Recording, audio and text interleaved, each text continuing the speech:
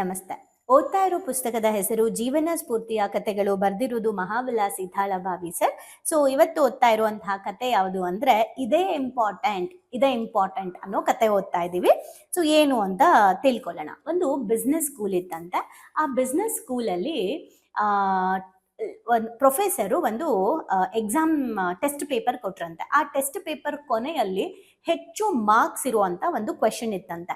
ಆ ಕ್ವೆಶನ್ ಯಾವುದು ಅಂದ್ರೆ ತುಂಬಾ ಸಿಂಪಲ್ ಕ್ವೆಶನ್ನು. ಈ ಕಾಲೇಜಿನಲ್ಲಿ ಕಸ ಗುಡಿಸುವಂತಹ ಒಬ್ರು ಮಹಿಳೆ ಇದ್ದಾರೆ, ಅವರ ಹೆಸರೇನು ಅಂತ ಇತ್ತಂತೆ. ಎಲ್ಲ ಮಕ್ಕಳು ಏನೋ ತಮಾಷೆ ಕೊಟ್ಟಿದ್ದಾರೆ, ಇದನ್ನ ಯಾಕೆ ಬಿಸ್ನೆಸ್ ಇದ್ರಲ್ಲಿ ಕೇಳ್ತಾರೆ, ಅದರಲ್ಲೂ ಟೆಸ್ಟ್ ಅಲ್ಲಿ ಇಷ್ಟು ಮಾರ್ಕ್ಸು ಮಿಸ್ ಆಗಿ ಬಂದ್ಬಿಟ್ಟಿದ್ಯೇನೋ ಅನ್ಕೊಂಡು ಎಲ್ಲ ನಕ್ಕೊಂಡು ಯಾರು ಅದಕ್ಕೆ ಉತ್ತರ ಕೊಟ್ಟಿರ್ಲಿಲ್ವಂತೆ. ನೆಕ್ಸ್ಟ್ ಡೇ ಪ್ರೊಫೆಸರ್ ಆ ಪೇಪರ್ನ ಕರೆಕ್ಷನ್ ಮಾಡಿ ತಗೊಂಡ್ ಬಂದಾಗ ಕೇಳ್ತಾರಂತೆ, ಇದ್ರಲ್ಲಿ ಯಾಕೆ ಯಾರು ಕೂಡ ಈ ಪ್ರಶ್ನೆಗೆ ಉತ್ತರ ಕೊಟ್ಟಿಲ್ಲ ಅಂತ. ಆಗ ಎಲ್ಲ ವಿದ್ಯಾರ್ಥಿಗಳು ಹೇಳ್ತಾರಂತ, ಸರ್ ನಾವು ಏನೋ ಮಿಸ್ ಆಗಿ ಬಂದ್ಬಿಟ್ಟಿದೆ ಅನ್ಕೊಂಡ್ವಿ, ಇದು ಹೆಂಗ್ ಬಂದ್ಬಿಡುತ್ತೆ ಕ್ವೆಶನ್ ಅನ್ಕೊಂಡ್ವಿ, ಅದಕ್ಕೆ ನಾವು ಆನ್ಸರ್ ಮಾಡಿಲ್ಲ ಅಂತ. ಓಕೆ, ಹಾಗಾದ್ರೆ ಮಹಿಳೆ ಹೆಸರೇನು ಅಂತ ಕೇಳ್ತಾರಂತೆ. ನಮ್ಗಿಲ್ಲಿ ಕಸ ಗುಡ್ಸೋರು ಯಾರಂತ ಗೊತ್ತಿದ್ದಾರೆ ಸರ್, ಬಟ್ ಅವ್ರ ಹೆಸರು ಗೊತ್ತಿಲ್ಲ, ವಾಂಟಿ ಗೊತ್ತು ಬಟ್ ಹೆಸರು ಗೊತ್ತಿಲ್ಲ ಅಂದ್ರಂತೆ. ಆಗ ಅಷ್ಟೊಂದು ಇಂಪಾರ್ಟೆಂಟಾ ಸರ್ ಇದು ಈ ಪ್ರಶ್ನೆ ಅಂತ ಕೇಳಿದಾಗ ಪ್ರೊಫೆಸರ್ ಹೇಳಿದ್ರಂತೆ, ಹೌದು, ಜೀವನದಲ್ಲಿ ಈ ಪ್ರಶ್ನೆ ತುಂಬಾ ಇಂಪಾರ್ಟೆಂಟು. ಇದು ಓದೋದ್ರಲ್ಲೂ ನೀವು ಇವಾಗಲೇ ತಿಳ್ಕೊಂಡ್ರೆ ನಿಮ್ಗೆ ಹೆಲ್ಪ್ ಆಗುತ್ತೆ ಅಂತ. ಏನು ಅಂದ್ರೆ ಜೀವನದಲ್ಲಾಗಿರ್ಬೋದು ಅಥವಾ ನಾವು ಕೆಲಸ ಮಾಡೋ ಜಾಗದಲ್ಲಾಗಿರ್ಬೋದು, ವೈಯಕ್ತಿಕ ಲೈಫಲ್ಲಾಗಿರ್ಬೋದು, ನಾವು ಯಾವ ಜಾಗದಲ್ಲಿರ್ತೀವಿ, ನಮ್ಮ ಜೀವನದಲ್ಲಿ ಬಂದು ಹೋಗುವಂತಹ ಪ್ರತಿಯೊಬ್ಬ ವ್ಯಕ್ತಿಯನ್ನ ನಾವು ಪರಿಚಯ ಇಟ್ಕೋಬೇಕು. ಪರಿಚಯ ಅಂದ್ರೆ ಅವರ ಹೆಸರನ್ನ ತಿಳ್ಕೋಬೇಕು, ಅಥವಾ ಅವ್ರ ಪರಿಚಯ ಸಿಕ್ಕಿದಾಗ ಅವ್ರನ್ನ ನಾವು ಒಳ್ಳೆ ಭಾವನೆಗಳಿಂದ ಯಾವಾಗಲೂ ನಾವು ಮಾತಾಡಿಸ್ಬೇಕು.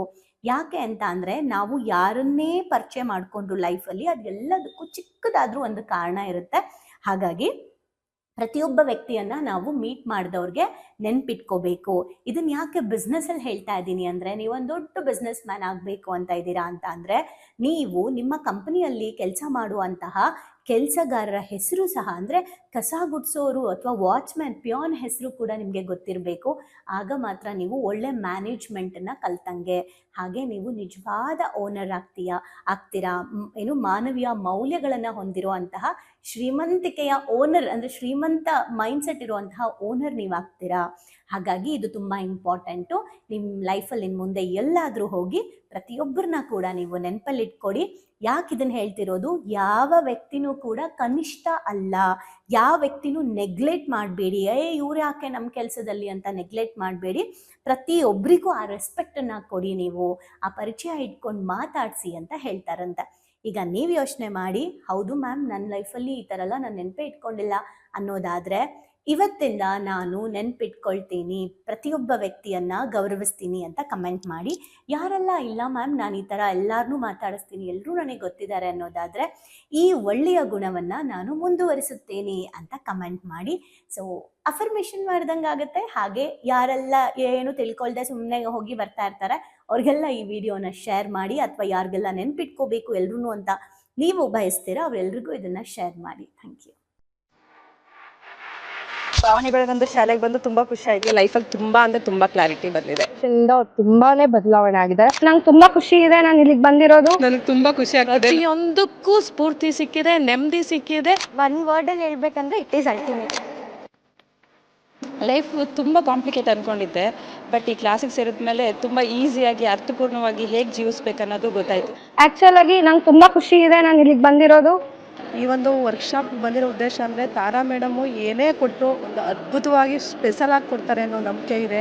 ಈ ಒಂದು ವರ್ಕ್ಶಾಪಲ್ಲಿ ಇನ್ನೂ ಅದ್ಭುತವಾಗಿ ಸಿಗ್ತದೆ ಅಂತ ನಂಬ್ಕೊಂಡು ಬಂದಿದ್ದೀನಿ. ಖಂಡಿತ ಆಗುತ್ತೆ. ಡೈಲಿ ಹೊಸ ಟಾಪಿಕ್ ನಾವು ಡೈಲಿ ವೇಟ್ ಮಾಡ್ತಾ ಇರ್ತೀವಿ, ಇವತ್ತೇನು ಹೇಳ್ಕೊಡ್ತಾರೆ, ನಾಳೆ ಏನು ಹೇಳ್ಕೊಡ್ತಾರೆ ಅಂತೇಳಿ. ನಾನು ಎಲ್ಲರಿಗೂ ಹೇಳೋದಷ್ಟೇ, ಅವ್ರು ಕೊಡೋ ಎಲ್ಲ ಟಾಸ್ಕ್ನು ಚೆನ್ನಾಗಿ ಫಾಲೋ ಅಪ್ ಮಾಡಿದ್ರೆ ನಿಮ್ಮ ಜೀವನ ಇನ್ನೂ ತುಂಬ ಚೆನ್ನಾಗಿರುತ್ತೆ. ಎಜುಕೇಶನ್ ಬಂದ್ಮೇಲೆ ನನ್ನ ಲೈಫ್ ಸೇವ್ ಆಯ್ತು ಅಂತಾನೆ ಹೇಳ್ಬೋದು. ಸೊ ಬಹಳನೇ ಖುಷಿ ಇದೆ.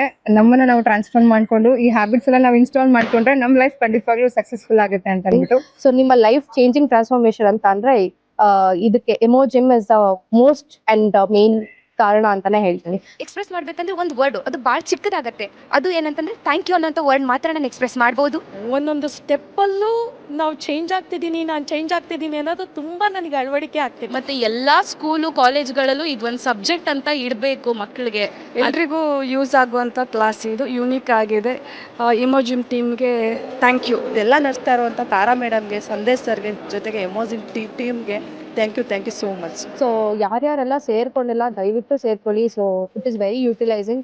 ಲೈಫ್ ಲಾಂಗ್ ಯಾರಿಗಾದ್ರೂ ಚಿರಋಣಿಯಾಗಿರ್ತೀವಿ ಅಂದರೆ ಅದು ಸಂದೇಶನ ಮತ್ತು ತಾರಾ ಮ್ಯಾಮ್. ಸೊ ಬನ್ನಿ ಪಾವನಿಗಳಿಗೊಂದು ಶಾಲೆನ ಎಂಟರ್ ಆಗಿ ಅದನ್ನ ಫೀಲ್ ಮಾಡಿ. ಅಂದರೆ ರಿಕ್ವೆಸ್ಟ್ ಮಾಡ್ಕೊತಿದ್ದೀನಿ ನಿಮಗೆ, ಇದರಿಂದ ಲಾಸ್ ಆಗೋದಂತೂ ಏನೂ ಇಲ್ಲ, ಬಟ್ ಲೈಫಲ್ಲಿ ತುಂಬಾನೇ ಪಡ್ಕೊತೀನಿ ನಾನು. ಅದಕ್ಕೆ ನಾನು ಶೋರ್ ಗ್ಯಾರಂಟಿ ಕೊಡ್ತೀನಿ ನಾನು. ಎಲ್ಲೋ thank you to Tara ma'am and Sandesh sir. Thank you to whole my ಎಮೋಜಿಮ್. Thank you.